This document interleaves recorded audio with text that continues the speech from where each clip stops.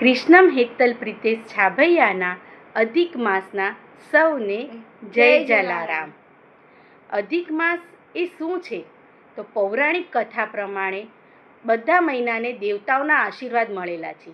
વધારાના માસને કોઈ માન ન આપતું હતું, તેને સૌ મલમાસ કહીને અપમાનિત કરતા હતા.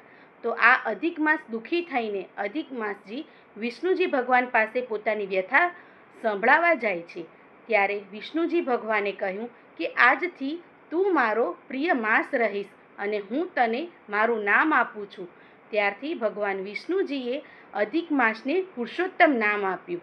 ત્યારથી અધિક માસ એ પુરુષોત્તમ માસ તરીકે પણ ઓળખાય છે. આ માસ એ સૌથી સર્વશ્રેષ્ઠ અને કલ્યાણકારી એવા વિષ્ણુજી ભગવાને તેમને આશીર્વાદ આપ્યા.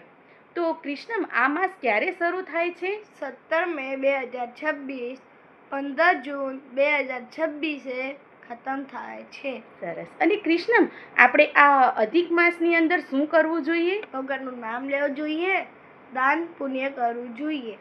Very good Krishna. આપણે સૌએ પણ આપણા બાળકોને આ ધર્મ, આ અધિક માસ શું છે તેનું મહત્ત્વ સમજાવવું જોઈએ.